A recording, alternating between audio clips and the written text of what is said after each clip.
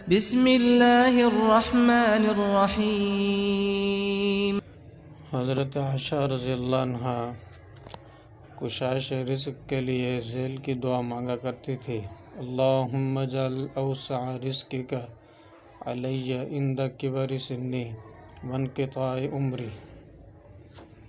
ترجمہ: اے اللہ، تو میری روزی کو کشادہ کر دے میرے بڑھاپے اور میری عمر کے ختم ہونے تک۔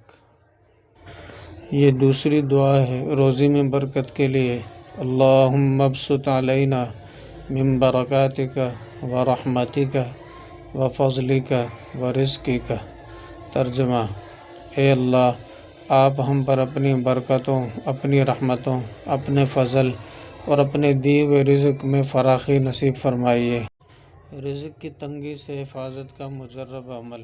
حضرت مولانا شاہ عبد الغنی پھولپوری رحمہ اللہ نے فرمایا: حضرت حاجی امداد اللہ رحمہ اللہ سے منقول ہے کہ جو شخص صبح کو 70 مرتبہ پابندی سے درج ذیل آیت پڑھا کرے وہ رزق کی تنگی سے محفوظ رہے گا، اور فرمایا کہ بہت مجرب عمل ہے۔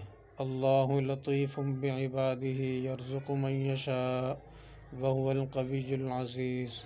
حضرت عبداللہ بن مسعود رضی اللہ عنہ ارشاد فرماتے ہیں: حضور نبی کریم صلی اللہ علیہ وسلم نے ارشاد فرمایا، جس شخص نے گھر میں داخل ہو کر سورہ اخلاص پڑھی تو اس کے گھر والوں سے اور اس کے پڑوس سے فقر دور ہو گیا۔ حضرت علی رضی اللہ عنہ سے مروی ہے کہ حضور اقدس صلی اللہ علیہ وسلم نے فرمایا، جو شخص روزانہ 100 مرتبہ یہ دعا پڑھے: لا الہ الا اللہ الملک الحق المبین، تو یہ کلمات اس کے لیے فقر و فاقہ سے حفاظت کا ذریعہ ہوں گے اور قبر کی وحشت و تنہائی میں انسیت کا باعث ہوں گے، اور ان کلمات کی برکت سے پڑھنے والا غنا یعنی ظاہری باطنی حاصل کر لے گا،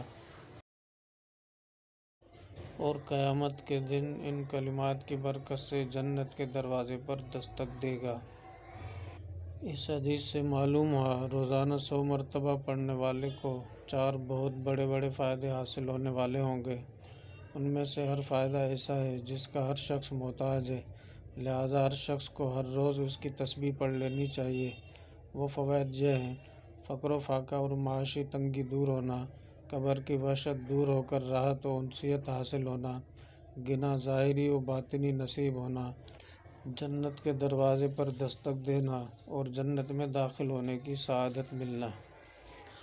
جو شخص بعد نماز عشاء اسی جگہ پر جہاں نماز ادا کی ہے سورہ نصر 41 دن تک تسبیح برابر بلا ناغہ پڑھتا رہے، اول و آخر 11 مرتبہ درود شریف پڑھے، انشاءاللہ قرض کا خاتمہ ہوگا اور خوشحالی کا دور